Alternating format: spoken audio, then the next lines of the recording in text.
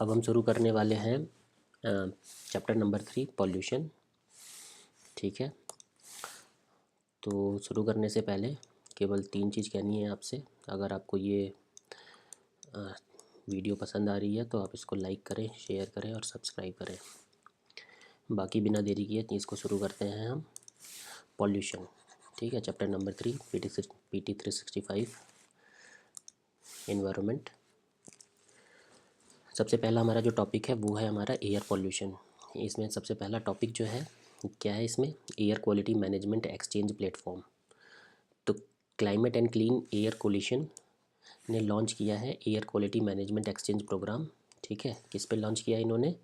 International day of clean air for blue sky, इस पे इन्होंने लॉन्च किया है। क्या इसमें न्यूज़ है? तो इसको किसने लेड किया है? तो इसको लेड किया है यूनाइटेड नेशन इन्वायरमेंट प्रोग्राम ने। ठीक है, जिनका थीम था invest in clean air now. ठीक है, तो थीम आपको याद रखनी है। थीम क्या है इसकी? Invest in clean air now. तो अगर climate and clean air coalition के बारे में बात करें तो ये 2012 में एक तरीके से इसको फाउंडेड किया गया था। ठीक है, यूनेप के अंदर। ये क्या है? एक वॉलंटरी पार्टनरशिप है जिसमें कि more than 160 government, inter government और NGO है। इंडिया ने इसको कब ज्वाइन किया था? 2019 में ज्वाइन किया था। ठीक है, 2012 में इसको फाउंडेड किया गया था, इंडिया ने 2019 में इसको ज्वाइन किया है। ये बेसिकली क्या करता है? रिड्यूस करता है। ठीक है, क्या रिड्यूस करता है? शॉर्ट लिव क्लाइमेट पॉल्यूटेंट, जैसे कि क्या हो गया, मीथेन हो गया, ब्लैक कार्बन हो गया, हाइड्रोफ्लोरोकार्बन्स हो गए। ठीक है, ट्रोपोस्फेरिक ओजोन हो गया, जो क्लाइमेट चेंज और एयर पॉल्यूशन दोनों को एक तरीके से क्या करते हैं? बढ़ाते हैं। तो इन सबको ये क्या करता है? रिड्यूस करता है। ये कौन से हैं? शॉर्ट लिव क्लाइमेट पॉल्यूटेंट है। अगर air quality management exchange programme के बारे में बात करें, AQMX की बात करें, तो ये वन स्टॉप शॉप है जो प्रोवाइड करता है हमें latest air quality management guidance. ठीक है,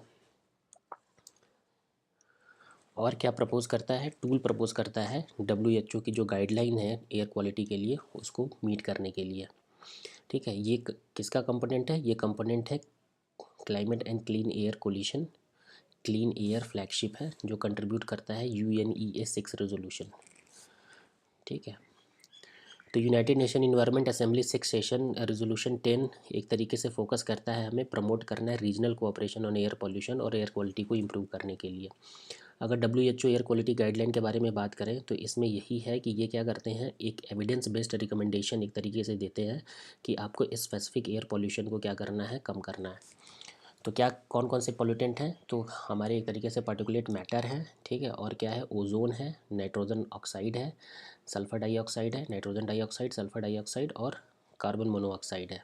ठीक है, इसमें PM2.5, PM10 ये सब आएंगे PM में। तो टोटल इसमें कितने पॉल्यूटेंट हो गए? तो एक तरीके से हमारे हो गए हैं 1 2 3 4 और PM में हमारे 2 हो गए। ठीक है, तो टोटल एक काइंड ऑफ इसमें अगर पार्टिकुलेट मैटर को एक कंसिडर करते हैं तो टोटल इसमें 5 पॉल्यूटेंट है। तो इसमें यही है कि PM2.5 जो है वो 15 माइक्रोग्राम पर मीटर क्यूब से ज़्यादा नहीं होना चाहिए। ठीक है, और PM2.5 का बेसिकली मतलब ये है कि ये 5 एनुअल में एक तरीके से 24 घंटे में ये 15 से ज़्यादा नहीं होना चाहिए, और एनुअल में ये ओवरऑल जो एनुअल का हम एवरेज निकालते हैं उसमें ये 5 माइक्रोग्राम से एक तरीके से ज़्यादा नहीं होना चाहिए। तो ये इनकी गाइडलाइन है। ठीक है, तो ozone, nitrogen dioxide, sulphur dioxide, carbon monoxide और पर्टिकुलर मैटर, तो ये सब चीज़ें आपको याद रखना है। नाइट्रस ऑक्साइड के बारे में अगर हम बात करें, N2O के बारे में बात करते हैं, तो एक असेसमेंट रिपोर्ट आई है। इसको किसने पब्लिश किया है? क्लीन क्लाइमेट एयर कोलिशन और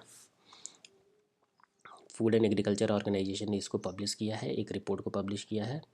तो ये सोलली किस पे फोकस कर रहा है? नाइट्रस ऑक्साइड पे फोकस कर रहा है। ठीक है, मोर देन ए डिकेड। इसमें क्या पता चला है कि नाइट्रस ऑक्साइड 40% 1980 से बढ़ गया है। ठीक है, और जिसमें कि 75% कहाँ से ओरिजिनेट हो रहा है? हमारा एग्रीकल्चर से ओरिजिनेट हो रहा है। नाइट्रस ऑक्साइड के बारे में अगर हम लोग बात करते हैं तो ये क्या है? ऑर्डरलेस, कलरलेस और नॉन फ्लेमेबल गैस है। ठीक है, ये एनेस्थीसिया के लिए यूज़ होता है और कुछ थेरेपेटिक बेनिफिट होते हैं उसके लिए, इसको लाफिंग गैस भी बोलते हैं। ये ग्लोबल वार्मिंग अगर पोटेंशियल के बारे में बात करें तो 273 times then that of CO2, और इसका जो लाइफ टाइम है 100 year of the time scale है। ठीक है, तो ये सब चीज़ें आपको एक बार क्या करनी है, एक बार गो थ्रू कर लेनी है कि climate and clean air coalition ने क्या लॉन्च किया है, air management exchange programme launch किया है यूनिप के अंडर, ठीक है, जिसमें थीम क्या है, invest in clean air now है। और एक ये वॉलंटरी पार्टनरशिप है जिसमें कि गवर्नमेंट, इंटर गवर्नमेंट और एनजीओ है। सीसीएसी के बारे में बात हो रही है, जो कि 2012 में एक तरीके से फाउंड किया गया था, इंडिया ने 2019 में ज्वाइन किया था। ये बेसिकली किस पे काम करते हैं, शॉर्ट लिव क्लाइमेट पॉल्यूटेंट है उनको रिड्यूस करने के लिए, जिसमें कि मीथेन, ब्लैक कार्बन, हाइड्रोफ्लोरोकार्बन और ट्रोपोस्फेरिक जोन के बारे में बात करती हैं। किसके बारे में बात कर रहे हैं हम लोग, सीसीएसी के बारे में बात कर रहे हैं। और अगर air quality management exchange programme के बारे में बात करें तो ये बेसिकली हमारा वही मैनेजमेंट, क्वालिटी मैनेजमेंट गाइडेंस और टूल्स ये बेसिकली देते हैं कि जो डब्ल्यूएचओ की एयर क्वालिटी की गाइडलाइन है उससे रिलेटेड देते हैं। तो डब्ल्यूएचओ की अगर एयर क्वालिटी गाइडलाइन के बारे में बात करें तो ये हमें क्या करता है, कुछ कॉमन एयर पॉल्यूटेंट है जैसे कि पार्टिकुलेट मैटर हो गया, हमारा ओजोन हो गया, नाइट्रोजन डाइऑक्साइड, सल्फर डाइऑक्साइड और कार्बन मोनोऑक्साइड के बारे में बात कर रहे हैं। नाइट्रस ऑक्साइड के बारे में बात करें तो सीसीएसी और एफएओ ने एक रिपोर्ट निकाली है, तो 1980 से 40% तक ये बढ़ा हुआ है, और जिसमें कि 75% कहाँ से बढ़ा हुआ है, कहाँ से ओरिजिनेट हो रहा है, एग्रीकल्चर से ओरिजिनेट हो रहा है। इसको लॉफिंग गैस भी बोलते हैं, एनेस्थीसिया के लिए काम आता है। और इसमें जो ग्लोबल वार्मिंग है वो CO2 से 273 टाइम्स है, और 100 year of the time scale का इसमें यूज़ होता है। डिसल्फराइजेशन के बारे में नेक्स्ट टॉपिक में हमारी बात हो रही है। तो मिनिस्ट्री ऑफ एनवायरनमेंट, फॉरेस्ट और क्लाइमेट चेंज ने मैंडेटरी किया हुआ है जितने भी हमारे coal based thermal power plant हैं उनको फ्यूल गैस डिसल्फराइजेशन सिस्टम को एक तरीके से क्या करना है, इंस्टॉल करना है। क्या है हमारी FDG टेक्नोलॉजी, FDG सिस्टम क्या करता है, 90% ऑफ द जो सल्फर डाइऑक्साइड है वो रिमूव करता है फ्यूल गैस इमिशन से, जो थर्मल पावर प्लांट से एक तरीके से निकलते हैं। इस वजह से इसको इंस्टॉल करना है। ये बेसिकली 3 टाइप के होते हैं, ड्राई सॉर्बेंट जिसमें लाइमस्टोन इंजेक्शन होता है, वेट लाइमस्टोन बेस्ड होता है, और सी वाटर बेस्ड होता है, ठीक है, जिसको भी वर्ल्ड वाइड एक तरीके से इन तीनों को अडॉप्ट किया जाता है। सल्फर डाइऑक्साइड के बारे में बात करें तो ये क्या है, ये कलरलेस रिएक्टिव एयर पॉल्यूटेंट है जिसमें कि स्ट्रॉन्ग ऑर्डर होता है, हायर कंसनट्रेशन ऑफ SO2 यहाँ पे होती है, ठीक है, जो एयर में जनरेट होती है, जिससे कि सल्फ़र ऑक्साइड एक तरीके से बनता है। सल्फ़र ऑक्साइड क्या करता है, रिएक्ट करता है कंपाउंड ऑफ द एटमॉस्फेयर से, ठीक है, स्मॉल पार्टिकल जो कि बनाता है, जो कि पर्टिकुलेट मैटर में एक तरीके से कंट्रीब्यूट करते हैं। इस वजह से इसको एक तरीके से क्या करना है, हमें रिड्यूस करना है। तो ये क्या क्या होता है, आईज़, नोज़, थ्रोट, लंग्स, इन सब के लिए ये एक तरीके से चीज़ें ख़राब करते हैं ये, ठीक है। Higher concentration of SO2 can cause inflammation and irritation in the respiratory system. Oxide of sulphur और नाइट्रोजन रेन वाटर के साथ रिएक्ट करके एसिड रेन बनाते हैं। कहाँ से ये निकलते हैं, फॉसिल फ्यूल कंबस्शन से निकलते हैं, और नेचुरल वोल्केनिक एक्टिविटी से भी ये निकलते हैं, यहाँ से इमिशन होते हैं। नेक्स्ट टॉपिक के बारे में बात करते हैं तो वाटर पॉल्यूशन एंड कंजर्वेशन के बारे में बात है, जिसमें कि इसके अंदर जो हमारा पहला सब टॉपिक है वो है वाटर कंजर्वेशन। वाटर कंजर्वेशन क्या है, वही वाटर कंजर्वेशन, इसके बारे में बहुत ज़्यादा पढ़ना नहीं है, बस इसके बारे में ये आपको जानना है कि एनुअल ग्राउंड रिचार्ज जो होते हैं वो डिक्रीज़ हुआ है, मार्जिनली डिक्रीज़ हुआ है, इन 2024 में डिक्रीज़ हुआ है। 3.05% असेसमेंट यूनिट क्रिटिकल है इसमें, 11.1% असेसमेंट यूनिट ओवर एक्सप्लॉइटेड है, ठीक है। कंसंट्रेशन कहाँ पे ज़्यादा ओवर एक्सप्लॉइटेड है, तो पंजाब, हरियाणा, दिल्ली, वेस्टर्न यूपी, ये 4 जगह जो कंसंट्रेशन इनका ओवर एक्सप्लॉइट होता है। बेसिकली ग्रीन रेवोल्यूशन के बाद यहाँ से जो भी पानी जाता है वो ग्राउंड वाटर से ही एक तरीके से पानी जाता है, तो वहाँ से ओवर एक्सप्लॉइटेशन इनका हो जाता है। राजस्थान, गुजरात, साउथ में कर्नाटका, तेलंगाना, आंध्र प्रदेश, यहाँ पे भी ओवर एक्सप्लॉइटेशन होता है। अगर वाटर एसेसिबिलिटी और यूज़ के बारे में बात करते हैं तो 18% ऑफ द वर्ल्ड पॉपुलेशन एक तरीके से किस पे डिपेंड करता है, हमारा इसी पे डिपेंड कर रहा है, ठीक है, जिसमें कि 4% कहाँ से, वाटर रिसोर्स से एक तरीके से लिए होता है, ठीक है।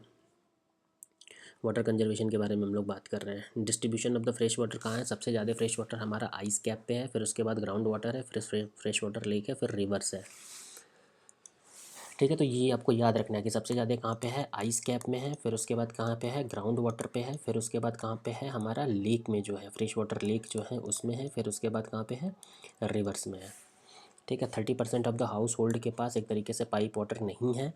67% जो है वो कनेक्ट है, हमारा पाइप सीवेज डिस्चार्ज सिस्टम से कनेक्टेड है। 78% ऑफ द टोटल रिजर्व जो है वो एक तरीके से किसके लिए, इरीगेशन के लिए एक तरीके से यूज़ होता है। अगर हम ट्रेडिशनल वाटर स्टोरेज मेथड के बारे में बात करें तो जल मंदिर कहाँ पे है, हमारा जल मंदिर जो ट्रेडिशनल सिस्टम है वो कहाँ पे है, गुजरात में है। खत्री या कुहल हिमाचल प्रदेश, जाबो नागालैंड में है, एरी ओरंगीज ओरानीज़ तमिलनाडु में है, डोंग आसाम में है, काटाज या बंधा उड़ीसा मध्य प्रदेश में है, पार झाड़ राजस्थान में, और पाट कहाँ पे है, एमपी में है। ठीक है, तो ये सब चीज़ें आपको थोड़ी सी याद रखनी है। अगर एग्जामिनेशन में आ गया कि एरी डोंग काटाज दे दिया कि एरी डोंग और काटा, अगर इन्होंने दे दिया और इन्होंने पूछ लिया कि ये किससे रिलेटेड है, तो आपको किससे करना है, वाटर स्टोरेज सिस्टम से ये एक तरीके से रिलेटेड है। ठीक है, ये आपको थोड़ा सा ध्यान रखना है कि ये किससे रिलेटेड है, वाटर स्टोरेज सिस्टम से। ऐसे करके ये ऑप्शन यूपीएससी बहुत पूछता है। ठीक है, जैसे उन्होंने बहुत सारे ऐसे क्वेश्चन पूछे हुए हैं जिसमें टर्म दे दिया और उससे पूछ दिया कि ये किससे रिलेटेड है। अगर गवर्नमेंट की इनिशिएटिव के बारे में बात करें तो जल जीवन मिशन के बारे जल जीवन मिशन है। ठीक है, ये बेसिकली प्रोग्राम विलेज में वाटर इंफ्रास्ट्रक्चर को ट्रांसफॉर्म करते हैं। कंपोनेंट ऑफ प्राइम मिनिस्टर कृषि सिंचाई योजना, जिसमें हर खेत को पानी, माइक्रो इरिगेशन। ठीक है, पर ड्रॉप मोर क्रॉप, इसके अंदर बात होती है। अटल भूजल योजना, जिसके अंतर्गत एक तरीके से sustainable management of the copper ground water का एक तरीके से यूज़ करना है। कैच द रेन जल शक्ति अभियान। ठीक है, ये बेसिकली क्या है, रेन वाटर हार्वेस्टिंग और वाटर कंजर्वेशन के बारे में बात करता है। National framework for safe use and treat of the water 2022 में ये आया हुआ था। पावर ट्रैफिक पॉलिसी, इसमें ये मैंडेट किया हुआ है कि जितने भी थर्मल पावर प्लांट है उनको क्या करना है, उनको ट्रीट करना है sewage water from the sewage treatment plant situated with the the 50 kilometre radius of the non portable purpose. ठीक है, तो इनको क्या करना है, एक तरीके से ट्रीट करना है। द नेशनल वाटर पॉलिसी 2012 के बारे में अगर हम बात करें तो ये मैंडेट करता है रिसाइकिल और रीयूज़ ऑफ द वाटर, और इसका जो नेशनल गाइडलाइन है वो जीरो लिक्विड डिस्चार्ज पे एक तरीके से डिपेंड करता है। गवर्नमेंट स्टेट गवर्नमेंट के इनिशिएटिव को, तो नीरू चत्तू ये कहाँ से रिलेटेड है, हमारा आंध्र प्रदेश से रिलेटेड है। इनको रिजुनवेट करना है और रिवाइटलाइज करना है एक तरीके से नेचुरल रिसोर्स को। जल जीवन हरियाली बिहार से ये रिलेटेड है। जल ही जीवन है हरियाणा। मिशन काकाटिया, काकाटिया कहाँ से है, तेलंगाना से है। ये तो किससे है, उसी से रिलेटेड है। जल ही अमृत इनिशिएटिव लॉन्च किया है Amrut 2.0 Atal mission regeneration and urban transformation में, जिसमें कि 100 डे गवर्नमेंट का एजेंडा है। ये बेसिकली क्या है, अमृत 1.0 जो था उसके सक्सेस पे वाटर सिक्योर सिटी में एक तरीके से इसको क्रिएट करना है, वाटर सिक्योर सिटी क्रिएट करना है जल ही अमृत को। जल ही अमृत इनिशिएटिव का एम क्या है, इनको इंसेंटिवाइज करना है एक तरीके से इस सीवेज ट्रीटमेंट प्लांट एक तरीके से, और urban used water treatment plant को एक तरीके से used water treatment plant produce करना है, इन्हें high quality of treated water produce करना है और प्रमोट करना है circular economy of the water, तो एक तरीके से सर्कुलेशन का काम कर रहा है। पर्पज़ क्या है ये पता ही है, पर्पज़ क्या है ये एग्ज़ाम में अगर आता है पर्पज़ तो आप कर लोगे इसको। Strategy of rating based incentive, ठीक है, तो यही वो करेंगे कि अगर जिसकी रेटिंग ज़्यादा होगी उसको इंसेंटिव एक तरीके से ज़्यादा मिलेगा। ठीक है, कोई भी अगर जैसे कि यूज्ड वाटर ट्रीटमेंट प्लांट है उसको अवार्ड दिया जाएगा कि क्लीन करो, एक स्टार रेटिंग सिस्टम दी जाएगी, उसके बेसिस पे अर्बन लोकल बॉडीज़ या फिर कोई भी पैरा पैरास्टैटल एजेंसी है उनको एक तरीके से क्या दिया जाएगा, इंसेंटिव दिया जाएगा। अगर अमृत 1.0 और 2.0 के बारे में हम लोग बात करते हैं तो 2015 में लॉन्च किया गया था, ये 2021 में, ये 2015 से 2020 था, ये 2021 से 2026 तक था। 500 सिटी में ये सभी स्टेटरी जो टाउन है उसमें है। फोकस एरिया वही है, वाटर सप्लाई करना है, सीवेज ट्रीटमेंट करना है, स्टोर वाटर ड्रेनेज को एक तरीके से करना है, ग्रीन स्पेस पार्क बनाना है, नॉन मोटराइज्ड अर्बन ट्रांसपोर्ट को यूज़ करना है। Universal coverage of water supply through functional tap, इसमें क्या है, functional tap in the all house hold statutory town. ठीक है, इन सब चीज़ों में इनके तरीके से अमृत 2.0 को यूज़ करना है। वाटर रिसाइकलिंग एंड रीयूज़ के बारे में बात कर रहे हैं, तो वाटर रीयूज़ क्या होता है, वाटर को फिर से रीयूज़ करना है हमें। ठीक है, एक चीज़ को कॉमनली वाटर रिसाइकलिंग ही कहते हैं। ठीक है, और source of the water and potential reuse, तो municipal waste water, industry process, cooling water, storm water, ठीक है, agriculture runoff, return flow, ये सब है। कौन कौन सी टेक्नोलॉजी यूज़ होती है, तो मेम्ब्रेन बायो रिएक्टर होती है, अल्ट्रा फिल्ट्रेशन होती है, रिवर्स ऑस्मोसिस होती है, डिसइंफेक्शन टेक्नोलॉजी होती है जिसमें कि UV ozone advance oxidation use करते हैं, इलेक्ट्रोलाइसिस रिवर्सल करते हैं, और थर्मल इवेपोरेशन एंड क्रिस्टलाइजेशन का हम एक तरीके से यूज़ करते हैं। जल संचय जल भागीदारी इनिशिएटिव को कब लॉन्च किया गया था, सूरत में लॉन्च किया गया है, गुजरात में। ठीक है, जल संचय जल भागीदारी इनिशिएटिव को, जल संचय जल भागीदारी इनिशिएटिव बेसिकली क्या करता है, ये करता है कंजर्व करता है water with strong emphasis on the community partnership and ownership, उसको ये करता है। ये एम करता है कंस्ट्रक्ट अराउंड 24,800 रेन वाटर को harvesting structure through community participation, और ये it is based on the success of the जल संचय इनिशिएटिव पे ये बेस्ड है। ठीक है, तो ये थोड़ा सा आपको याद रखना है कि जल संचय जन भागीदारी इनिशिएटिव, तो एक तरीके से इससे एक तरीके से पता चल रहा है कि लोगों को भागीदार इसमें बनना है। ठीक है, कम्युनिटी पार्टिसिपेशन करना है। कौन सी मिनिस्ट्री है? मिनिस्ट्री ऑफ जल शक्ति है। क्या है डिस्टिंक्टिव फीचर ऑफ द जल संचय जन भागीदारी का?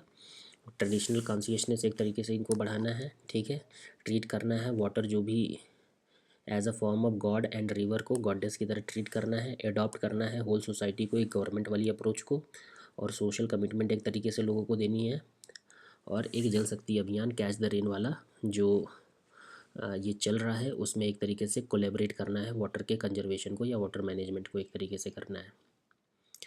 रिलेटेड न्यूज़ के बारे में अगर हम लोग बात करते हैं तो यूनाइटेड नेशन वाटर कन्वेंशन एक तरीके से हुआ है। ठीक है, आइवोरी कोस्ट ने ज्वाइन किया हुआ है यूनाइटेड नेशन वाटर कंजर्वेशन को। ठीक है, ये बेसिकली क्या है? Convention on the protection and use of the transboundary water courses and international lake. अगर हम इसके जेनेसिस के बारे में बात करें तो इसको कब अडॉप्ट किया गया था? हेलसिंकी में अडॉप्ट किया गया था, फिनलैंड में 1992 में, जो कि फोर्स में आया था 1996 में आया था। ये एक लीगली बाइंडिंग एग्रीमेंट है, इंडिया इसका पार्टी नहीं है। ठीक है, तो बहुत ज़्यादा ये हमारे लिए इंपॉर्टेंट नहीं है। यूएन वाटर कोर्स कंजर्वेशन एक तरीके से अडॉप्ट किया गया था 1997 में। इंडस वाटर ट्रीटी कब अडॉप्ट किया गया था? 1960, जो इसके साथ अलाइन करता है। ई फ्लो मॉनिटरिंग, यूनियन जल शक्ति मिनिस्ट्री ने एक तरीके से लॉन्च किया हुआ है। क्या?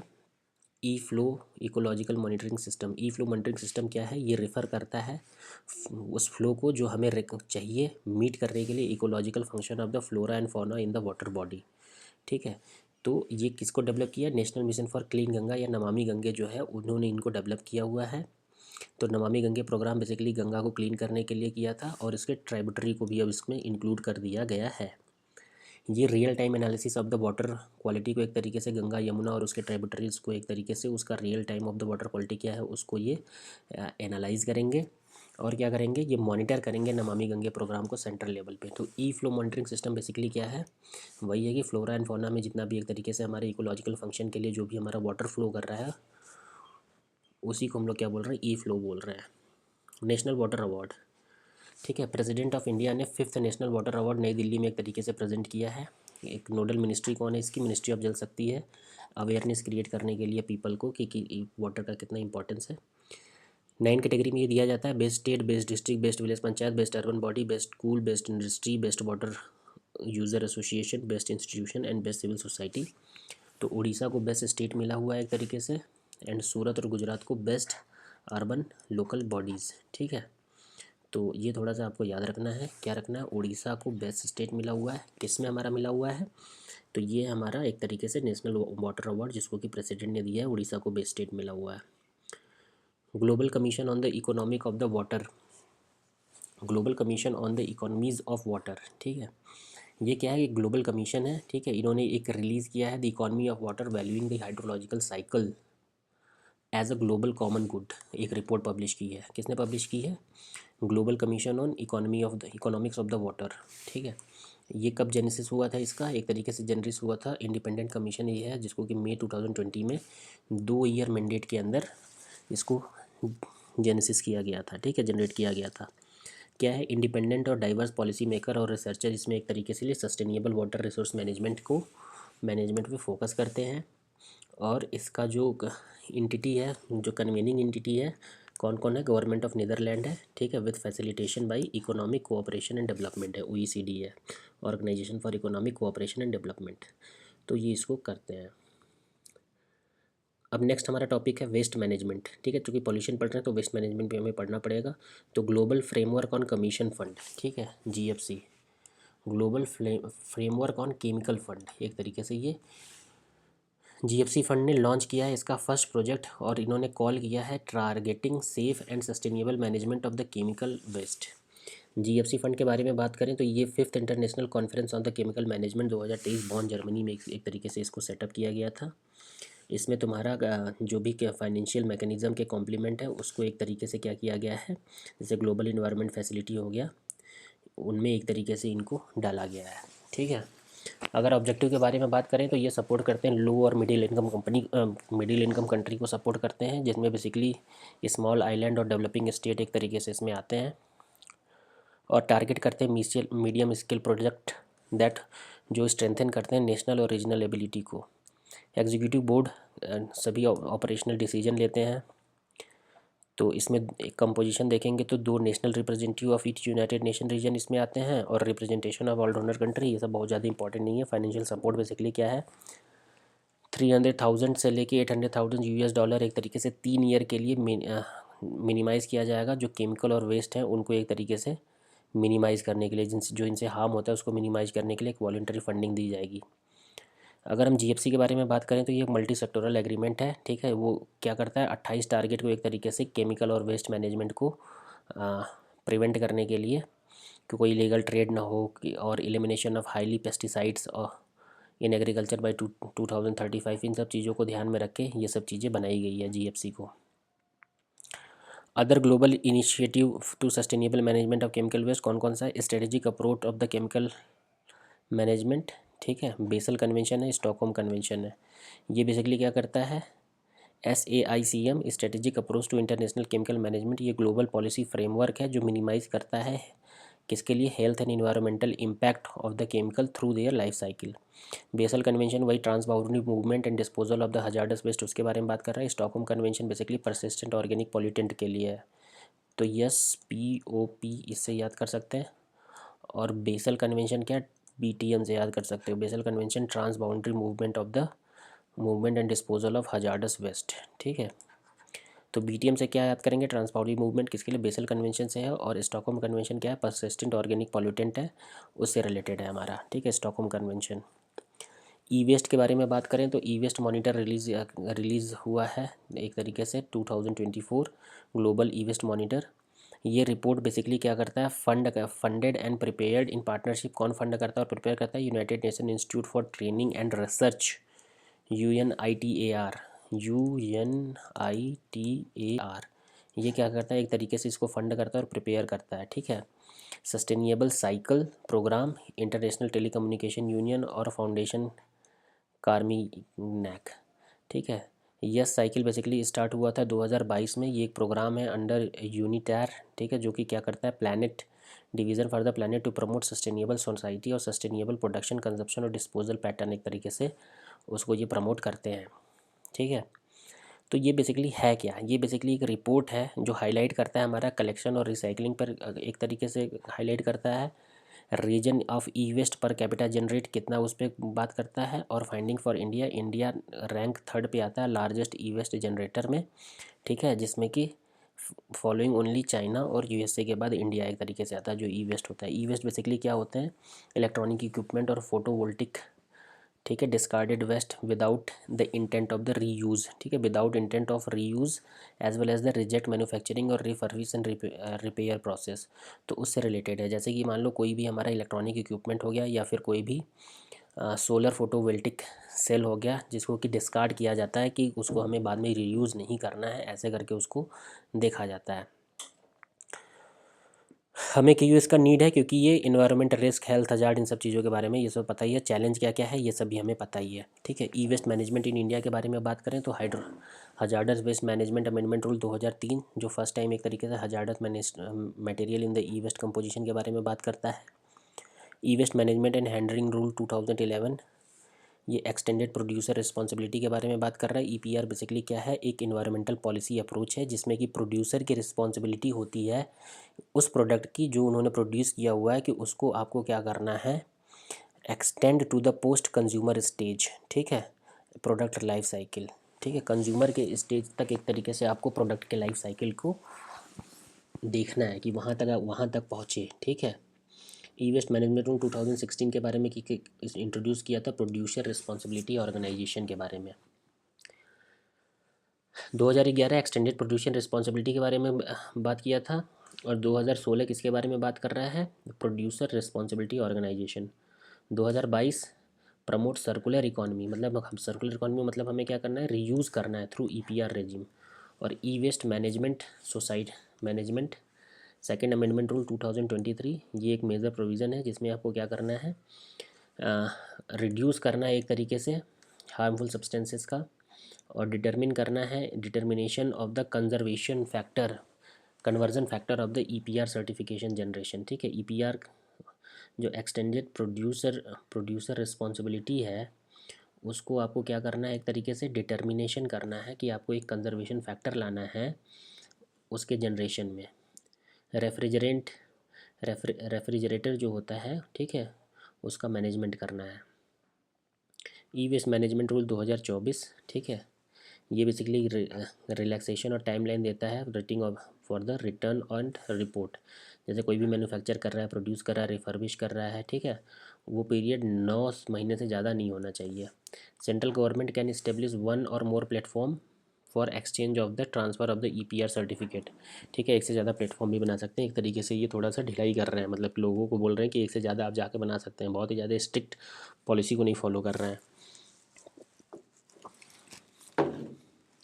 और अगर हम बात करते हैं तो ये exchange price for EPR certificate to be between highest and lowest price fix by the central pollution control board के बारे में बात करें। टेक्नोलॉजिकल एडवांसमेंट के बारे में बात करें तो ministry of electronics and information technology ने डेवलप किया हुआ है कुछ इंडिजीनियस टेक्नोलॉजी जो रिकवर करता है precious metal and plastic from the e waste. ठीक है, तो एक टेक्नोलॉजी का भी एडवांसमेंट हुआ है।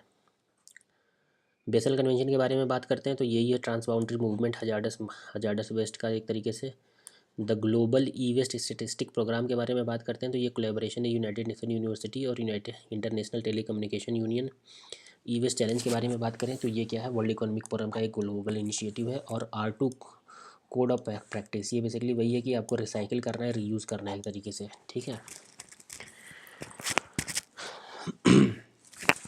नेक्स्ट हमारा है बैटरी वेस्ट मैनेजमेंट। ये क्या है, environment compensation guideline for battery waste management वो issued by the central CPCB ने एक तरीके से इसको इशू किया हुआ है कि आपको बैटरी वेस्ट मैनेजमेंट का एक तरीके से करना है। ठीक है, बैटरी वेस्ट मैनेजमेंट रूल एक तरीके से उसके अंडर इन्होंने इशू किया है। इन्वायरमेंटल कंपनसेशन के बारे में बात करते हैं तो 2022 रूल एक तरीके से इम्पावर करता है CPCB को, सेंट्रल पॉल्यूशन कंट्रोल बोर्ड को, कि आपको इम्पोज करना और कलेक्ट करना है एक तरीके से environmental compensation from producer and जो वो एंटिटी है जो इन्वॉल्व है रिफर्बिशमेंट और recycling of the waste battery. ठीक है, in the case of non compliance of the rule, अगर आप रूल के साथ नॉन कंप्लाई करते हो तो CPCB क्या करता है, आपसे कलेक्ट करेगा इन्वायरमेंटल कंपनसेशन, कुछ पैसा, किसके लिए, किससे, प्रोड्यूसर से और उस एंटिटी से जो इन्वॉल्व है आपका रिफर्बिशिंग रिसाइकिल के लिए वेस्ट बैटरी से, उससे। अप्लीकेबिलिटी के बारे में बात करते हैं तो it can also be levied on the entity carrying out the activity without registration, providing false information, wilful concealment of the material fact by the registered entity based on the polluter pay principle, उस पर ये बात करते हैं। It shall also be levied on the producer operating with respect to non-fulfillment of their extended producer responsibility. Additional EPR obligation के बारे में बात करें तो payment of environmental compensation, ठीक है, however shall not be absolute power of the EPR obligation। ये सब चीज़ें हैं। कुछ की हाईलाइट के बारे में बात करें तो ये जो इन्वायरमेंटल कंपनसेशन है ये 2 रेजिम में डिवाइडेड है। रेजिम 1 में ये है कि प्रोड्यूसर पे एक तरीके से लिवाई किया जाएगा, ठीक है, for the non fulfilment of metal wise lead acid battery और लिथियम आयन बैटरी, उनके टारगेट को अगर फुलफिलमेंट नहीं करते तो वहाँ से ये लेंगे। और BWM कोई भी अगर रूल को नहीं फॉलो कर रहे हैं, वेस्ट मैनेजमेंट को, बायोलॉजिक बैटरी वेस्ट मैनेजमेंट के रूल को अगर नहीं फॉलो कर रहे हैं तो वहाँ से आपको एक तरीके से एप्लीकेशन फ़ीस के बारे में बात की जाएगी। बैटरी वेस्ट मैनेजमेंट रूल 2022 के बारे में बात करें तो ये कवर करता है सभी इलेक्ट्रिक व्हीकल बैटरी को, पोर्टेबल बैटरी को, ऑटोमेटिव बैटरी को और इंडस्ट्रियल बैटरी को। अगर हम एक्सटेंडेड प्रोड्यूसर रिस्पॉन्सिबिलिटी के बारे में बात करते हैं जहाँ पे प्रोड्यूसर इंश्योर करते हैं collection, recycling and refurbishment of the waste battery, उसके बारे में ये बात करते हैं। इलेक्शन कमीशन इम्पोज करता है non fulfilment of EPR targets based on the polluter pay principle, उस पर ये टारगेट करते हैं।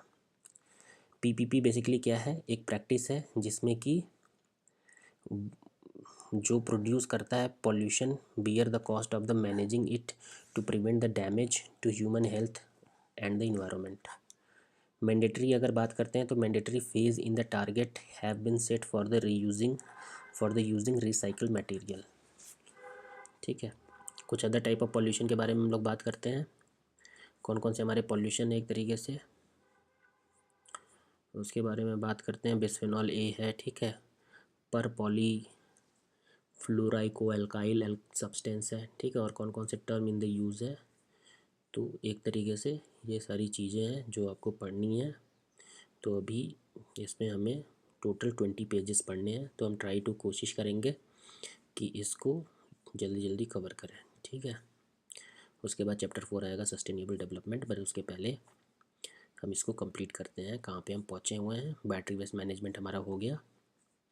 अदर टाइप ऑफ पॉल्यूटेंट के बारे में बात करें तो प्लास्टिक पॉल्यूशन के बारे में बात कर रहे हैं। तो प्लास्टिक पॉल्यूशन बेसिकली है क्या? प्लास्टिक पॉल्यूशन जो है, स्टेटस ऑफ प्लास्टिक पॉल्यूशन जो यूनेप ने एक तरीके से निकालता है, और कौन कौन सी इनिशिएटिव लिया हुआ है पॉल्यूशन को एक तरीके से कर्ब करने के लिए।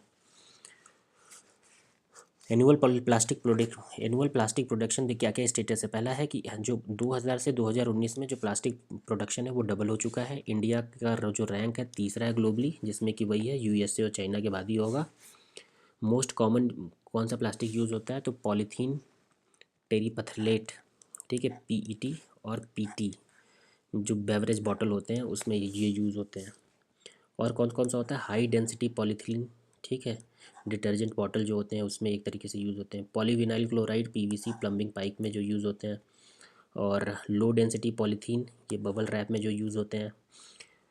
पॉलीप्रोपिलीन ये स्ट्रॉ के लिए जो यूज़ होते हैं। और पॉलीस्टाइरीन जो प्रोडक्ट फ्रॉम द पैकेजिंग से आते हैं उसमें ये यूज़ होते हैं। तो ये थोड़ा सा आपको याद करना होगा, ये अगर ये दिया हुआ है तो याद करना है, ठीक है। जैसे बेवरेज बॉटल के लिए पॉलीइथाइलिन पेट याद कर लो, बेवरेज बॉटल के लिए क्या हमारा पेट है, पॉलीइथाइलिन टेरीपथलेट। और हाई डेंसिटी पॉलीथीन के बारे में बात करें तो एचडीपीई ये किसके लिए होता है? डिटर्जेंट बॉटल जो होते हैं उनके लिए होता है। पॉलीविनाइल क्लोराइड के बारे में बात करें तो ये प्लम्बिंग पाइप के लिए होता है। पीवीसी तो ऑब्वियसली पता है प्लम्बिंग पाइप के लिए। बबल रैप क्या हो गया? लो डेंसिटी जो पॉलीथीन होते हैं उसके लिए क्या हो गया? बबल रैप हो गया एक तरीके से। और पैकेजिंग प्रोडक्ट के लिए पॉली स्टायरीन एक तरीके से जो प्रोडक्ट होते हैं जो एक पैकेज में आते हैं एक तरीके से, उसके लिए बात होता है। Chemical used in plastic and it's human impact, कौन कौन सा केमिकल यूज होता है? तो विनाइल क्लोराइड एक तरीके से मैनोमर है जो लिक्विड में यूज़ होता है। और vapour from increased risk of the liver और ब्रेन कैंसर, ठीक है। बेंजीन ब्यूटाडाइन जो कि एक तरीके से ल्यूकीमिया और लिम्फोमोनाज कॉज करता है। स्टाइरिन न्यूरोटॉक्सिक है, ठीक है, ह्यूमन कार्सिनोजन के लिए होता है। बिस्फेनॉल ए केमिकल यूज होता है पॉलीकार्बोनेट प्लास्टिक को बनाने के लिए, ठीक है। तो बिस्फेनॉल ए एक तरीके से पूछ चुका है इन्होंने। विनाइल क्लोराइड क्या है? तो एक तरीके से मैनोमर लिक्विड फॉर्म में होते हैं और वेपर फॉर्म में होते हैं जो लिवर और ब्रेन कैंसर करते हैं। बेंजीन और ब्यूटाडाइन एक तरीके से ल्यूकीमिया और लिम्फोमोनाज कॉज करते हैं। स्टाइरिन न्यूरोटॉक्सिक होता है और ह्यूमन कार्सिनोजन के लिए पॉसिबल होता है। बिस्फेनॉल एक केमिकल होता है जिसको कि पॉलीकार्बोनेट प्लास्टिक हम बनाते हैं। कौन कौन सा इनिशिएटिव लिया गया है? तो initiative global partnership and plastic pollution and marine litre, ठीक है। इसको United nation conference on the sustainable development में लॉन्च किया गया था Rio+20 में, ठीक है। 2012 में हुआ था। रियो कब हुआ था? 1992 में हुआ। तो +20 मतलब कि 2012। यहाँ पे क्या लॉन्च किया गया था? GPML। GPML क्या है? Global partnership on plastic pollution and marine litre, ठीक है। मार्पोल कन्वेंशन के बारे में बात की गया है कि ये वही है कि आपको जो है कि prevention of pollution from the ship से आप जो भी पॉल्यूशन फेंकते हो कहाँ पे, सी में, उसका आपको क्या करना है? प्रिवेंशन करना है, ठीक है। बेसल कन्वेंशन ये है transboundary movement and disposal of hazardous waste है। और कौन कौन सा मेजर लिया गया है? Major to project UNEA plastic initiative, UNEA resolution to end plastic pollution, GloLitter एक तरीके से project between the government of Norway, IMO और FOU, जिनको कि क्या करना है? Seabed marine plastic litter को एक तरीके से क्या करना है? रिड्यूस करना है, उससे बारे में बात हो रही है। Convention on plastic marine pollutant, ठीक है, जिसको कि लंदन कन्वेंशन एक तरीके से बोलते हैं, ठीक है। 1972 में ये आया था। मार्पोल कब आया था? 1973 में आया था। तो ये थोड़ा सा याद करना है। लंदन कन्वेंशन भी वही है कि आपको क्या करना है? मरीन पॉल्यूशन को, कोई भी वेस्ट आपको डंप नहीं करना है। इंडिया के बारे में बात करें तो plastic waste management rule environmental protection act के अंदर आया था 1986 में। सिंगल यूज प्लास्टिक बैन हो गया था कब? 2022 में बैन हो गया था। एक्सटेंडेड प्रोड्यूसर रिस्पॉन्सिबिलिटी, ठीक है, जिसको कि प्लास्टिक इसको क्या करना है, प्लास्टिक वेस्ट मैनेजमेंट के अंतर्गत एक्सटेंडेड प्रोड्यूसर रिस्पॉन्सिबिलिटी एक तरीके से लाई गई थी। अनप्लास्टिक कलेक्टिव, ठीक है, जिसको कि फाउंड किया था किसने, confederation of Indian industry, UNEP और WWF इंडिया ने एक तरीके से फाउंड किया था। प्रोजेक्ट रीप्लान बेसिकली क्या, रिड्यूस करना है प्लास्टिक फ्रॉम द नेचर, ठीक है। किसने लॉन्च किया क्या था, khadi and village industry commission ने एक तरीके से लॉन्च किया था। क्या लॉन्च किया था इन्होंने, रीप्लान को इन्होंने लॉन्च किया था। अगर हम लोग लाइफ मिशन के बारे में बात करते हैं तो ये क्या है, बैन करता है, SUP प्रोडक्ट बैन करता है, जिसमें कि आपको प्लास्टिक बैग आते हैं, स्ट्रॉ आते हैं, कप्स आते हैं, ये सब चीज़ें आती हैं। और बीट प्लास्टिक पॉल्यूशन और प्लास्टिक फ्री इंडिया, तो ये सब चीज़ें हैं। प्लास्टिक पॉल्यूशन के बारे में बहुत ज़्यादा भी इसमें दिया हुआ है, इसको एक बार अगर आप सही से पढ़ेंगे, 2-3 बार रिवाइज करेंगे तो चीज़ें आपकी हो जाएगी। माइक्रो प्लास्टिक के बारे में अगर हम लोग बात करते हैं तो रिसेंटली रिसर्चर ने ये किया है कि micro plastic in both canine and human test, ठीक है, presence of micro plastic in both with in both canine and human testes, ठीक है, टेस्टीज़ में प्रेजेंट है, क्या है, माइक्रो प्लास्टिक है। माइक्रो प्लास्टिक बेसिकली क्या होता है, स्मॉल प्लास्टिक पीस होता है जिसको लेस देन 5 मिलीमीटर लॉन्ग होता है और हार्मफुल होता है लिविंग ऑर्गेनिज्म के लिए। 2 कैटेगरी ऑफ माइक्रो प्लास्टिक होते हैं, प्राइमरी माइक्रो प्लास्टिक और secondary micro plastic. Primary micro plastic क्या होता है, ये टाइनी पार्टिकल होते हैं जो डिज़ाइन होते हैं कॉमर्शियल यूज़ के लिए, जैसे कि कॉस्मेटिक, क्लॉथिंग और microfibre shed from the textile उनके लिए। सेकेंडरी माइक्रो प्लास्टिक बेसिकली क्या होते हैं, ये result from the breakdown of the large plastic item like water bottle, उसका रिजल्ट एक तरीके से ये आता है, ठीक है। इम्पैक्ट के बारे में अगर हम बात करते हैं तो environment impact can be mistakenly consume by the marine organism, toxic for them, will disturb the whole food chain, ठीक है। और ह्यूमन हेल्थ भी है। माइक्रो प्लास्टिक कहाँ पे फाउंड किया गया, ह्यूमन ब्लड में फाउंड किया गया है, लंग्स में, ब्रेस्ट मिल्क में, प्लेसेंटा और ह्यूमन टेस्टीज़ में भी फाउंड किया गया है। टेस्टीज़ तो पता ही होगा क्या होता है। Plastic overshoot day, plastic overshoot day कब एक तरीके से ऑब्जर्व किया गया था, प्लास्टिक ओवरशूट डे एक रिपोर्ट है जो रिलीज़ किया गया था, अर्थ एक्शन ने इसको एक तरीके से रिलीज़ किया गया है। ये बेसिकली मार्क करता है एक पॉइंट जिसपे कि अमाउंट ऑफ प्लास्टिक वेस्ट जो वर्ल्ड कैपेसिटी को एक तरीके से मैनेज करने से एक्सीड हो जाएगा, कि कोई भी वर्ल्ड की जितनी भी कैपेसिटी है कि आप प्लास्टिक के वेस्ट को मैनेज कर सकते हो तो उसको एक्सीड हो जाएगा, ठीक है। तो ये इन्वायरमेंटल पॉल्यूशन को रिजल्ट, मतलब इसका क्या रिजल्ट होगा कि बहुत ज़्यादा इन्वायरमेंटल पॉल्यूशन होगा। ये कैसे डिटरमिन किया जाता है, mismanaged water waste index, उससे यहाँ पे डिटरमिन किया जाता है, ठीक है।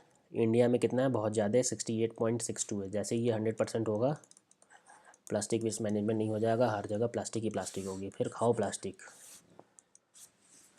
मरकरी पॉल्यूशन के बारे में बात कर रहे हैं तो यूनाइटेड नेशन इन्वायरमेंट प्रोग्राम ने एक तरीके से लॉन्च किया है कि क्या लॉन्च किया है, 134 million initiative, $134 million initiative two phase out mercury measuring device in health care project, ठीक है। तो उसको फेज करना मतलब हटाना है।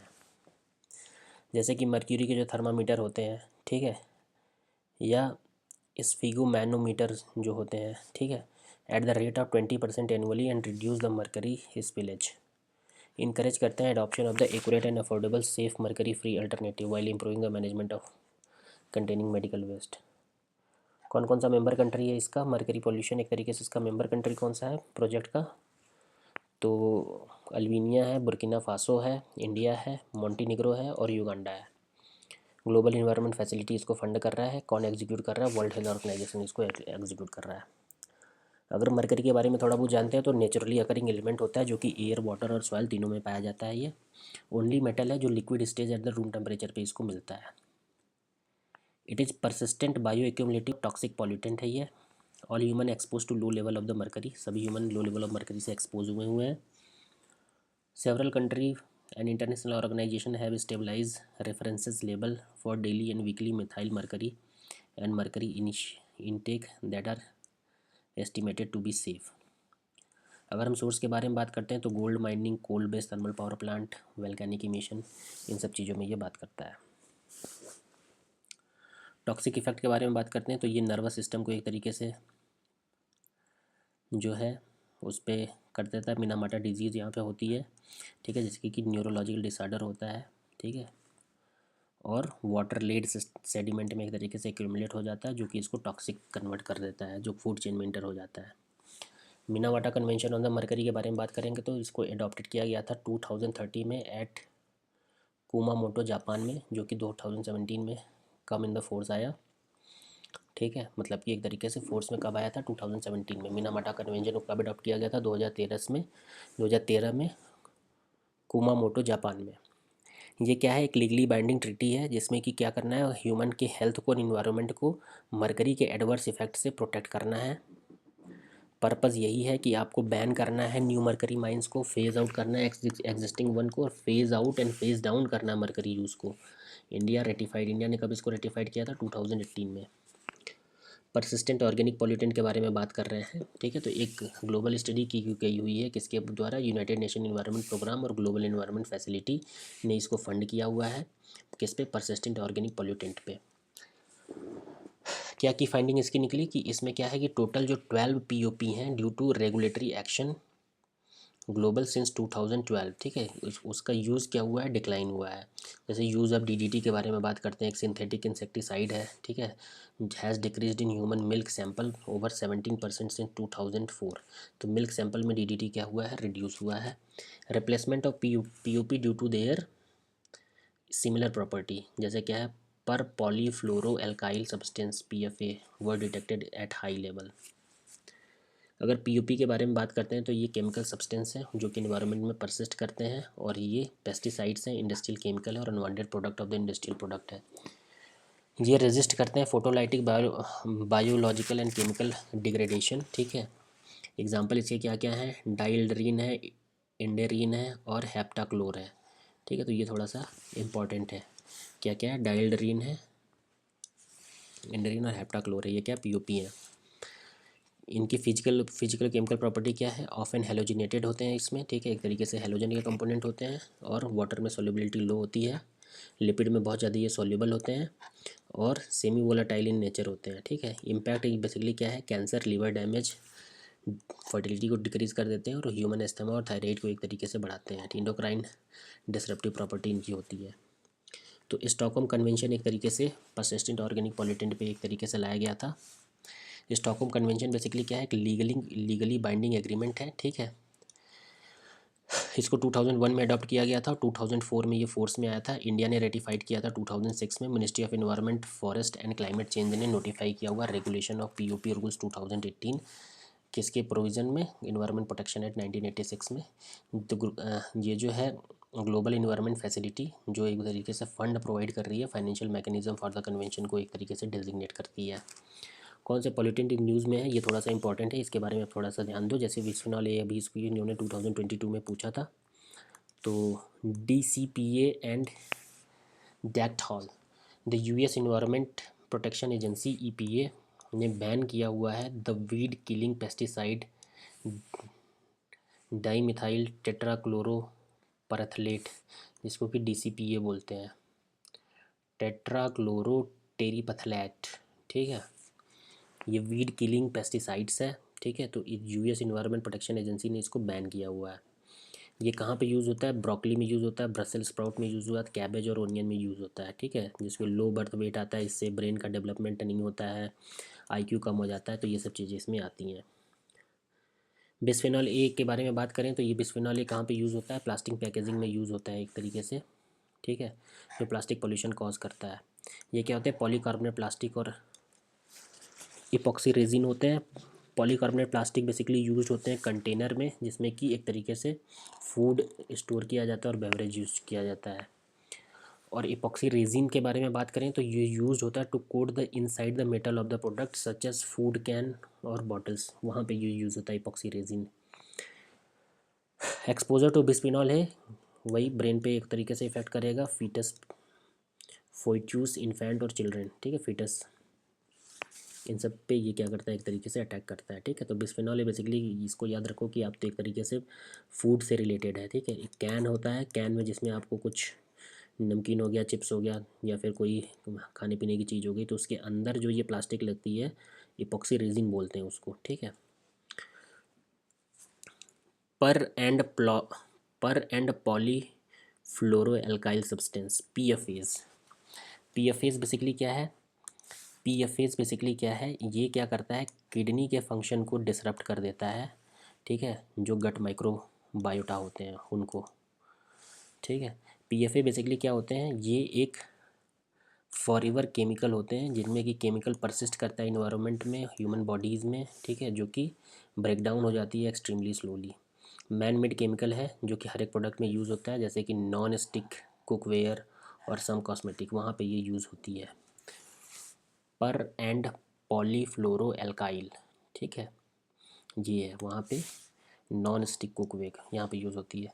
Exposure health issue, cardiovascular disease, cancer होता है। 3 टाइप के होते हैं, ठीक है, स्टॉकहोम कन्वेंशन में, जिनमें कि जो कि हुआ था कहाँ पे, इंडस्ट्रियल परसिस्टिंग ऑर्गेनिक पोल्यूटेंट में।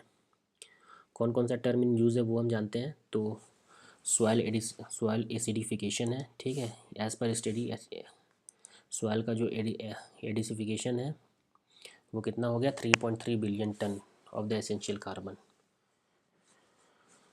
सॉइल एसिडिफिकेशन के बारे में बात करेंगे तो ये वही है कि सॉइल का जो pH लेवल क्या होता है वो डिक्रीज़ होता है ओवर द टाइम, ठीक है। फैक्टर एसिलेटिंग क्या क्या फैक्टर है, लीचिंग ऑफ द नाइट्रोजन, ठीक है, नाइट्रोजन लीच हो जाते हैं, ठीक है, जो कि अमोनियम बेस्ड फर्टिलाइजर होते हैं, वहाँ से ऑर्गेनिक रेसिड्यू और डिकम्पोज होते हैं ऑर्गेनिक एसिड में, ठीक है। Roots during active growth stage release CO2, roots भी एक तरीके से CO2 रिलीज़ करते हैं, जिससे कि क्या होता है कि कार्बनिक एसिड एक तरीके से बनता है। क्या इम्पैक्ट होगा, एक तरीके से सॉइल इनऑर्गेनिक कार्बन एक तरीके से लॉस हो जाएगा, माइक्रोब लॉस हो जाएंगे, एल्यूमिनियम की टॉक्सिसिटी बढ़ जाएगी, पैथोजेनिक फंजाई एक तरीके से राइज हो जाएंगे, और न्यूट्रिएंट की अवेबिलिटी एक तरीके से कम हो जाएगी। Manage acid soil, liming incorporation of the lime, gypsum, dolomite, ये सब चीज़ें जो हैं एक तरीके से कम हो जाएंगी। ग्लोबल एसिड टॉलरेंट ग्रुप के बारे में बात करें तो शुगर, बनाना, ये सब चीज़ें हैं। बायो कवर के बारे में हम लोग बात करते हैं। तो बायो कवर बेसिकली क्या है, next topic. Bio cover basically क्या है, एक रिसेंट स्टडी ने ये प्रपोज किया हुआ है कि कोई sustainable approach of microbial methane oxidation system, जिसको कि बायो कवर बोलते हैं, ठीक है। क्या है, sustainable approach of microbial methane oxidation system, ठीक है। किसको कंट्रोल करना है, फ्यूजिटिव मेथेन इमिशन को कंट्रोल करना है from the old dump site. जैसे porous material layer laid directly on the top of the landfill which then cover by the oxidising layer of the mature compost, ठीक है। तो वही है कि आपको क्या करना है, कुछ पोरस मटेरियल है, ठीक है, कोई भी लैंडफिल है जहाँ पे एक तरीके से ये कूड़ा कचरा फेंका हुआ है, जहाँ से मीथेन निकल रहा है, उसके ऊपर आप इसको बिछा दो और एक ऑक्सीडाइजिंग लेयर वहाँ पे कवर कर दो। तो इससे क्या होगा कि ऑप्टिमल कंडीशन होगा, जिससे कि क्या होगा कि मेथेन यूटिलाइजिंग बैक्टीरिया वहाँ पे हो जाएंगे, वे एक तरीके से बायोफिल्टर का काम करेंगे और मेथेन इमिशन को कंट्रोल कर देंगे by converting methane to CO2, ठीक है। क्या काम होता है इसका, road construction, land reclamation, control fugitive methane emission, ये सब चीज़ों में इनका काम होता है। नेक्स्ट टॉपिक है हमारा ग्रॉस हॉफर इफेक्ट। ये बेसिकली क्या है, जैसे कि Arctic plastic crisis, toxic threat to health, human right and indigenous land from the petrochemical industry ने किसके बारे में बात किया, ग्रॉस ऑफर इफेक्ट के बारे में बात किया है। ये रिपोर्ट है, किसने रिलीज़ की है, Alaska community action for toxic environmental pollution elimination network, ठीक है। टॉक्सिक फ्री फ्यूचर के लिए IPEN बात करती है। ये बेसिकली क्या बोलते हैं कि जो प्लास्टिक और कोई भी टॉक्सिक केमिकल है वर्ल्ड में, वो डिपॉजिट और एक्यूमुलेट हो रहे हैं आर्कटिक में, और आर्कटिक को क्या बना रहे हैं, एक हेमिस्फीयरिक सिंक बना रहे हैं, ठीक है। They are transported on atmospheric and ocean current, उनको वहाँ पे ट्रांसपोर्ट ले जा रही है लोअर लैटिट्यूड से, ठीक है। इसको बेसिकली क्या बोल रहे हैं, known as the global distillation और द ग्रॉस ऑफर इफेक्ट बोल रहे हैं। समझ में आया, ग्रॉस ऑफर इफेक्ट का बेसिकली मतलब यही है कि जो भी हमारा प्लास्टिक और टॉक्सिक केमिकल्स हैं वो लोअर लैटिट्यूड से किधर जा रहे हैं, आर्कटिक की तरफ जा रहे हैं, वहाँ पे डिपॉजिट हो रहे हैं, एक्यूमुलेट हो रहे हैं। तो आर्कटिक को एक हेमिस्फेरिक सिंक का नाम दिया जा रहा है कि वहाँ पे सब जाके एक तरीके से कूड़ा कचरा वहीं पे जाके इकट्ठा हो जा रहा है, और लोअर लैटिट्यूड से ये जा रहा है, ठीक है, जिसको कि हम लोग क्या बोलते हैं, ग्रॉस ऑफर इफेक्ट या ग्लोबल डिस्टिलेशन बोलते हैं। केमिकल थ्रेटन कर रहा है आर्कटिक पीपल को एक तरीके से, जैसे कि पॉली एरोमेटिक हाइड्रोकार्बन जो कि कैंसर और हार्ट डिजीज़ है, बिस्फिनॉल एक तरीके से ओबेसिटी और कैंसर का कॉज बनते हैं। Aquatic deoxygenation and planetary boundaries के बारे में हम लोग बात करते हैं, तो रिसेंटली एक्सपर्ट ने कॉल्ड किया है recognition of the aquatic deoxygenation. Aquatic deoxygenation basically क्या है, एक overall decline in the oxygen content of oceanic and coastal water. तो उसी को हम लोग क्या बोलते हैं, एक्वेटिक डीऑक्सीजनेशन बोलते हैं, कि जो ओशियन और कोस्टल वाटर है, ओशियानिक एंड कोस्टल वाटर, वहाँ पे ऑक्सीजन का कंटेंट क्या हो गया है, डिक्लाइन हो गया है। क्या क्या रीज़न है, तो रीज़न तो आप पता ही कर दो, ग्रीन हाउस गैस इमिशन है, ठीक है, warm surface in the layer of the ocean, क्या होता है कि ये ऑक्सीजन को प्रिवेंट करता है डीपर ओशियन से मिक्स करने के लिए, जिसमें कि डीप सी में लो ऑक्सीजन हो जाता है। यूट्रोफिकेशन, ठीक है, यूट्रोफिकेशन मतलब कि न्यूट्रिएंट इनरिचमेंट हो जाएगा, जिसकी वजह से कि एल्गम बूम हो जाएगा और ऑक्सीजन का कंजप्शन बहुत ज़्यादा बढ़ जाएगा। इम्पैक्ट ऑन द इकोसिस्टम यही है कि डेड जोन बन जाएगा, ठीक है, ओशियन हाइपॉक्सी इफेक्ट हो जाएगा, जहाँ पे ऑक्सीजन की कमी हो जाएगी। तो यही सब चीज़ें होंगी। प्लानिटरी बाउंड्री के बारे में बात करते हैं। ये एक फ्रेमवर्क है जो डिस्क्राइब करते हैं limit and impact of the human activity on the ecosystem, on the earth system. Planetary boundary basically क्या है, एक फ्रेमवर्क है जो डिस्क्राइब करता है लिमिट और impact of the human activity. Beyond this limit environment may not be able to self regulate any more, ठीक है, इस लिमिट के अगर हम लोग बियॉन्ड जाएंगे तो वो अपने आप को सेल्फ रेगुलेट नहीं कर पाया जाएगा। तो 9 बाउंड्री लिमिट है, कौन कौन सा है, क्लाइमेट चेंज है, नोवेल इंडिटीज़ है, स्ट्रेटोस्फेरिक ओजोन डिप्लेशन है एक तरीके से, और एटमॉस्फेरिक एरोसोल लोडिंग है, ओशन एसिडिफिकेशन है, बायोजियोकेमिकल फ्लो है, फ्रेश वाटर चेंज है, land system change and biodiversity integrity है। 6 of the 9 boundary have transgressed except ocean acidification, stratosphere ozone depletion और एटमॉस्फेरिक एरोसोल लोडिंग, ठीक है। तो 6 में से 9 क्या हो गए हैं, ट्रांसग्रेस्ड हो गए हैं। Carbonate compensation depth, carbonate compensation depth basically क्या होता है कि वाटर, ये डिफाइन होता है, water depth at which the rate of supply of calcium carbonate from the surface is equal to the rate of dissolution. मतलब जिस रेट से ऊपर से हमारा क्या आ रहा है, कैल्शियम कार्बोनेट आ रहा है, उसी रेट से एक क्या हो रहा है, वो डिसोल्यूशन भी हो जा रहा है। तो मतलब जितना आ रहा है उतना डिजोल्व हो जाता है, तो उसी को हम लोग क्या बोलते हैं, कार्बोनेट कंपनसेशन डेप्थ बोलते हैं। In deep sea carbonate particle in the bottom of the sediment supplied by the die of the surface plankton that secrete calcium carbonate test and shell, ठीक है। तो डीप सी में calcium carbonate कहाँ से आता है, जो ऊपर के हैं वो अगर वो मर जाते हैं, ठीक है, तो वहाँ के प्लैंकटन से एक तरीके से कैल्शियम कार्बोनेट हमारा एक तरीके से आता है, ठीक है, डीप सी में पहुँचता है एक तरीके से bottom of the sediment. when these cell fall below a certain depth around 4000 metre, 4 kilometre से नीचे चले जाते हैं, दे बिगिन टू डिजॉल्व, वो डिजॉल्व होने लगते हैं ओशियन वाटर में और बिकम अनसेचुरेटेड हो जाते हैं, ठीक है, with respect to the calcium carbonate because of the increasing pressure and decrease temperature and increasing atmos amount of CO2 dissolve, ठीक है। तो वहीं पे एक तरीके से हमको क्या मिलता है, जो rate of dissolution, rapid dissolution होता है, तो इसी के नीचे क्या होगा, जितने रेट से एक तरीके से आएगा उतने रेट से डिजॉल्व हो जाएगा, तो CCD हमें मिल जाएगा, कार्बोनेट कंपनसेशन डेप्थ मिल जाएगा।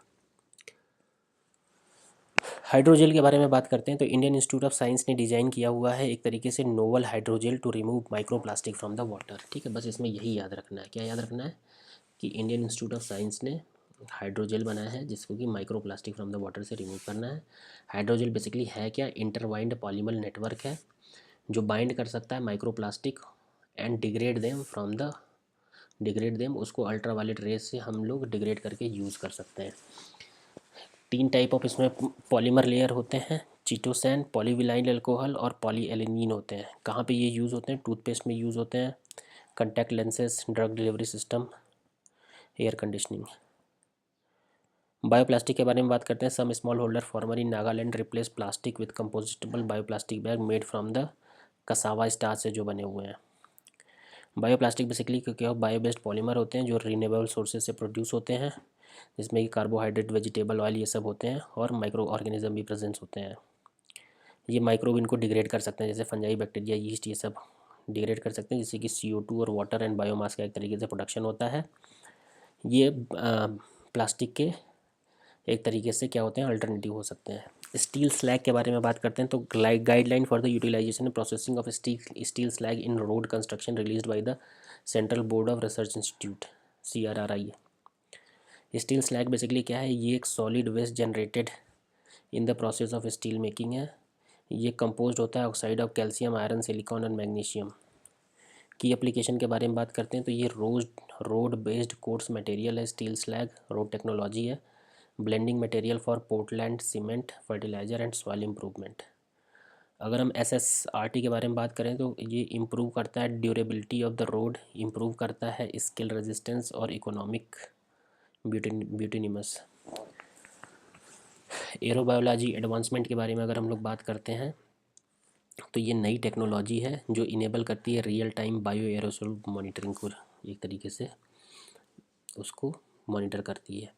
एरोबायोलॉजी के बारे में बात करते हैं तो ये क्या करती है, it is the study of the movement and impact of air borne biological particle या बायो एरोसोल। ठीक है, कहाँ पे, ह्यूमन में, एनिमल में और प्लानेट हेल्थ में। बायो एरोसोल में क्या होते हैं, bacteria, fungal, spore, pollen grain और वायरसेस होते हैं। ये रिफ्लेक्ट करता है change in biodiversity, plant flowering pattern, distribution, sensitive to the climate shift, ये होते हैं। ग्लास फ्लेयरिंग के बारे में बात करते हैं तो global glass flaring tracker report एक तरीके से रिलीज़ किया हुआ है वर्ल्ड बैंक ने।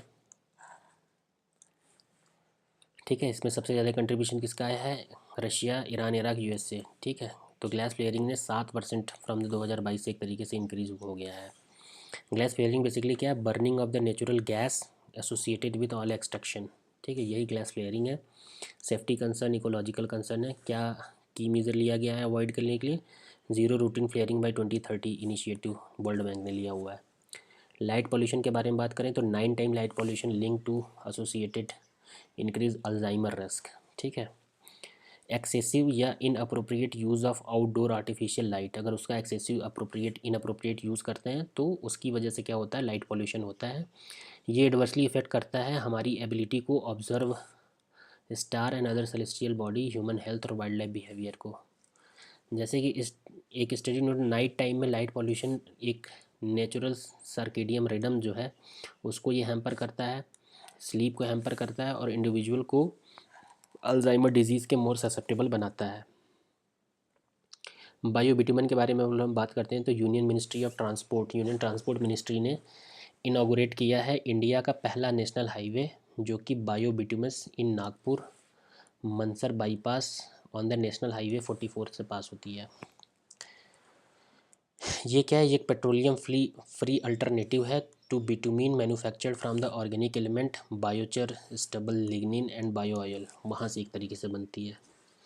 बिटुमिन के बारे में बात करते हैं तो ये एक black substance derived from the distillation of the crude oil known as the adhesive property. ठीक है, बिटुमिन बेसिकली क्या है, एक ब्लैक सब्सटेंस है जिसको कि हम लोग क्रूड ऑयल के डिस्टिलेशन से निकालते हैं। ये एक एडहेसिव प्रॉपर्टी है जो मेनली यूज होता है कहाँ पे, रोड पेविंग में और वाटर प्रूफिंग में एप्लीकेशन में एक तरीके से यूज़ होता है। ठीक है, बायो बिटुमिन बेसिकली क्या है, petroleum free alternative to bitumen manufacture from the organic material, जैसे कि बायोचर हो गया, बायोलिग्निन हो गया, बायो ऑयल हो गया।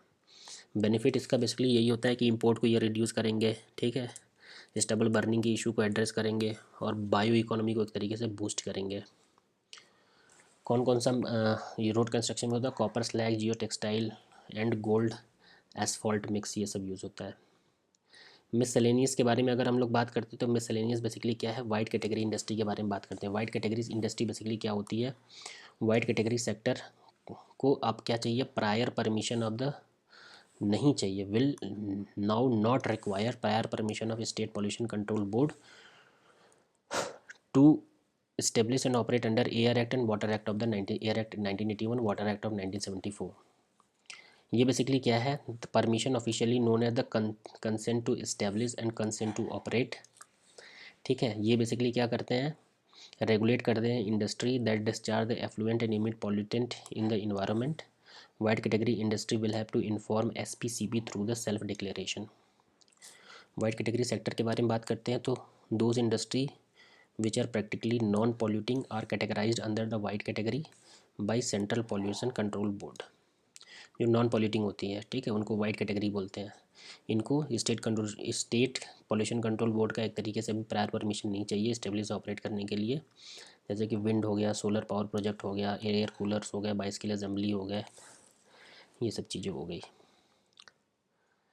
Categorising industry sector based on the pollution index कौन कौन से है, तो एक वाइट कैटेगरी है हमारी, एक ग्रीन कैटेगरी है, एक रेड कैटेगरी है और एक ऑरेंज कैटेगरी है। वाइट कैटेगरी में क्या क्या आता है, विंड और सोलर प्रोडक्ट जिसमें कि मिनिमल पॉल्यूशन होते हैं, इसमें लो टू मॉडरेट पॉल्यूशन होते हैं जिसमें कि राइस और फ्लोर मिल हो गया। रेड कैटेगरी में हाई पॉल्यूशन होता है जिसमें पॉल्यूशन इंडेक्स 60 से ज़्यादा जाता है, माइनिंग। ऑरेंज में मॉडरेट टू हाई होता है जिसमें कि 41 से 59 तक जाता है, फूड प्रोसेसिंग इंडस्ट्री हो गया। Emission from the rocket and satellite launch, 15 साल में जो रॉकेट लॉन्च किए गए हैं पर ईयर नियरली ट्रिपल हो गए हैं, और जो सैटेलाइट में और जो सैटेलाइट ऑर्बिट कर रहे हैं प्लैनेट में वो 10 टाइम से ज़्यादा बढ़ गए हैं। तो इसमें क्या हो गया है, रॉकेट लॉन्च से एल्यूमिना Al2O3 और ब्लैक कार्बन सूट, ठीक है, alumina and suit absorb and trap the long wave radiation from the earth, जिसकी वजह से क्या हो रहा है, वार्मिंग और कॉन्सिक्वेंट ओजोन डिप्लेशन हो रहा है। ठीक है, पहला तो ये हो गया। Carbon dioxide, each rocket launch produce significant level of the carbon dioxide. Metallic Ashes में डिसरप्ट अर्थ मैग्नेटिक फील्ड, ठीक है, जिससे मेटेलिक एशेज जो निकल रहे हैं कॉस्मिक रेडिएशन, उसमें हार्मफुल कॉस्मिक रेडिएशन वहाँ से निकलती है। Even green rocket propellant by the liquid hydrogen produce water vapour which is a green house gas at high altitude. ठीक है, तो एक तरीके से नुकसान ही है। क्या क्या मेज़र लिया गया कंट्रोल पॉल्यूशन करने के लिए, horizontal launch of the small satellite को हॉरिजॉन्टली लॉन्च करना है जिसमें कि 1/20 ऑफ द फ्यूल एक तरीके से यूज़ हो रहा है हैवी रॉकेट की जगह। Trajectory control for re entry, new effort suggest that the burning of satellites at low altitude 12 से 12 to 18 mile to allow the metal oxide to settle back to the earth. ठीक है, एक तरीके से trajectory control re entry का use कर रहे हैं जिसमें कि सैटेलाइट को बर्निंग करना है कहाँ पे, लोअर एल्टीट्यूड पे, जिसको कि वो वापस से आके अर्थ सरफेस पे सेटल हो जाए। अल्टरनेटिव फ्यूल एक तरीके से डिज़ाइन किया जा रहा है। Annual land use and land cover Atlas of the India, ठीक है, land use land cover LULC Atlas, इसको कितने रिलीज़ किया है, नेशनल रिमोट सेंसिंग सेंटर ने एक तरीके से रिलीज़ किया है। ठीक है, ये बेसिकली क्या है, सिस्टमेटिक, इसका एम यही है कि ये एग्जामिन करता है लैंड यूटिलाइजेशन पैटर्न को, एक तरीके से एग्जामिन करता है। जैसे कि इसका की हाईलाइट ऑफ द इस एटलस का क्या है, एग्रीकल्चर के बारे में बात करता है कि over the 17 year rabi and kharif cropland expanded, ठीक है, जिसके लैंड डिमिनिश हो चुके हैं। Double triple annual cropping also increase हुआ है। शिफ्टिंग कल्टीवेशन भी एक तरीके से इंक्रीज़ हुआ है। बिल्डअप लैंड इंक्रीज़ हुआ है। बिल्डअप एरिया क्या होता है, बिल्डअप एरिया एक एरिया होता है जिस with building, pave surface, commercial and industrial site और अर्बन ग्रीन एरिया होती है। ठीक है, तो बिल्डअप एरिया क्या होती है याद रखना है। CPCB के बारे में पता करना है, ये बहुत ही एक तरीके से इम्पॉर्टेंट है, बहुत बार UPSC पूछ चुका है। CPCB रिपोर्ट ने ये एक तरीके से दिया हुआ है कि नेशनल ग्रीन ट्राइब्यूनल ने 80% ऑफ इन्वायरमेंट ये शो किया हुआ कि 18% ऑफ इन्वायरमेंट फंड जो होते हैं वो अनयूटिलाइज्ड हैं। कहाँ से कंपनसेशन मिलता है, एक तरीके से environment protection act protection charge से एक तरीके से कंपनसेशन मिलता है कि 1% of the EPC for new diesel vehicle register only for Delhi and NCR, वहाँ पे एक तरीके से मिलता है। ठीक है, order of the supreme court, environment compensation एक तरीके से पॉलिसी इंस्ट्रूमेंट है, protection of the environment which polluter pay principal. ठीक है, ऑर्डर ऑफ द NGT एक तरीके से इन्होंने रिसीव किया हुआ है। अगर हम CPCB के बारे में बात करते हैं तो ये एक स्टैट्यूटरी बॉडी है, कहाँ पे, water prevention and control act 1974, ये याद रखना है। स्टैट्यूटरी बॉडी किसके अंदर फॉर्म हुई है, वाटर एक्ट के, और इसको पावर कहाँ से मिलता है, पावर और फंक्शन एयर एक्ट से मिलता है। ठीक है, फंक्शन करती है environment, forest and climate change में। CPCB along with state pollution control board और responsible for implementation of legislation relating to prevention and control of the environment pollution. CPCB basically promote करती है cleanness of the stream and wells and promote करती है quality of the air को। Organisation in news के बारे में हम पढ़ते हैं जल्दी जल्दी। तो ऑर्गेनाइजेशन इन न्यूज़ में अगर हम लोग देखते हैं तो सबसे पहले हमारा ऑर्गेनाइजेशन है नेशनल ग्रीन ट्राइब्यूनल। ठीक है, तो इन्होंने स्टेट किया है green river is facing flood chain encroachment. Principal place of sitting New Delhi में है, भोपाल, पुणे, कोलकाता, चेन्नई। ये एक स्टेटूटरी बॉडी है जिसको एनजीटी एक्ट 2010 के अंतर्गत एक तरीके से इस्टेब्लिश किया गया था। एनजीटी को चेयरमैन करता है और 10 से 20 इसमें जुडिशियल और एक्सपर्ट मेंबर होते हैं। प्रिंसिपल ऑफ नेचुरल जस्टिस से ये काम करते हैं। कोड ऑफ सिविल प्रोसीजर इसके अंतर्गत काम नहीं आता है। सिविल कोड का पावर होता है, सुओ मोटो कॉग्निजेंस होता है, और ये रिलीफ ग्रांट कर सकते हैं, कंपनसेशन और डैमेज।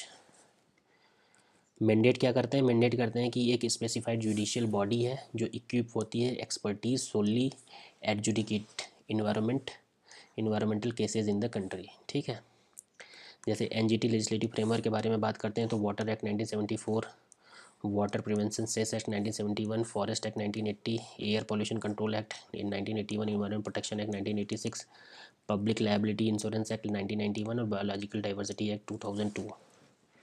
ठीक है, तो ये याद रखना है। सेस किस में आया था? 1997 में। फॉरेस्ट एक्ट कब आया था? 1980 में आया था। और पब्लिक लायबिलिटी एक्ट कब आया था? 1991 में आया था। ये चीज़ याद रखनी है, बाकी सब चीज़ें तो आपको याद ही है एक तरीके से।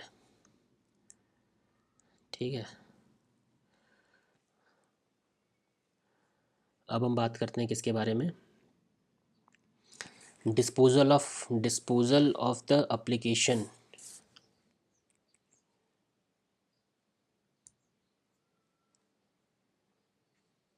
डिस्पोजल ऑफ द एप्लीकेशन और अपील विद इन द 6 मंथ। ठीक है, आपको डिस्पोज करना है अपील को। Appeal its order are binding. ठीक है, लेकिन फाइनल नहीं होते हैं क्योंकि ये जजमेंट एक तरीके से हम लोग सुप्रीम कोर्ट में 90 दिन के अंदर एक तरीके से क्या कर सकते हैं? अपील कर सकते हैं। एनजीटी का बेंचेस 5 जोन में है। नॉर्थ में प्रिंसिपल बेंच एक तरीके से इसका हेडक्वार्टर दिल्ली में है। फिर सेंट्रल, ईस्ट, साउथ, वेस्ट यहाँ पे आते हैं ये। Central pollution central ground water board. ठीक है, तो ये भी पूछा जाता है बहुत बार, इसका हेडक्वार्टर कहाँ पे है? सेंट्रल ग्राउंड वाटर बोर्ड का हेडक्वार्टर हरियाणा में है। ये एम करता है develop and disseminate technology, monitor and implement national policies for the management of the India ground water resource. इसको कब इस्टेब्लिश किया गया था? 1970 में। ठीक है, tubewell organisation, ministry of agriculture के अंतर्गत ये आता है। Subordinate office under department of water resource, river development, Ganga rejuvenation, ministry of Jal Shakti. Function करता है ग्राउंड वाटर असेसमेंट के बारे में, मॉनिटर करता है, रेगुलेट करता है, ये सब सारी चीज़ें करता है। क्या क्या की इनिशिएटिव इसकी है? नाक्विम बेसिकली क्या है? National aquifer mapping and management programme, artificial recharge project और ग्राउंड वाटर रेगुलेशन, इन सब चीज़ों के बारे में बात करते हैं। कौन कौन सा रिपोर्ट दिखाते हैं? Dynamic ground water resource of the India, एक एनुअल रिपोर्ट है जो ग्राउंड वाटर अवेलेबिलिटी और ट्रेंड के बारे में बात करते हैं। Ground water year book, status of ground water के बारे में ये बताता है। और एक्वाफायर मैपिंग रिपोर्ट, ये basically document related to aquifer characteristic और मैनेजमेंट स्ट्रेटजी के बारे में बात करते हैं। अब हम लोग आ जाते हैं किस पे? Committee for air quality management के बारे में बात करते हैं। The commission for air quality management in national capital region and adjoining area, ये क्या है कि स्टैट्यूटरी बॉडी है। इसको इस्टेब्लिश किया गया है green commission for air quality management in national capital region and adjoining area act 2021। इसने रिप्लेस किया है environment pollution prevention and control authority को रिप्लेस किया गया है। क्या इसमें मैंडेट है कि air quality management in national capital region adjoining area including Punjab, Haryana, UP, Rajasthan. It aim to achieve better coordination, research, identification, resolution of the problem. ठीक है, की फंक्शन इसका बेसिकली यही है कि ये डायरेक्शन देते हैं, ठीक है, environment pollution to the state government को, और ये इम्पोज करते हैं penalty for the non compliance, offence punishable imprisonment up to 5 year और फाइन 1 करोड़ रुपया, ये दोनों लगा सकते हैं। ठीक है, तो यहाँ पे हमारा ख़त्म होता है चैप्टर नंबर 3 एनवायरनमेंट का। यहीं पे लेते हैं हम ब्रेक। अगर आपको लेक्चर पसंद आ रहा है तो आपको क्या करना है? केवल 3 चीज़ें करनी है। कौन कौन सी चीज़ें करनी है? आपको करना है लाइक, शेयर, सब्सक्राइब। ठीक है, करो, नहीं मत करो।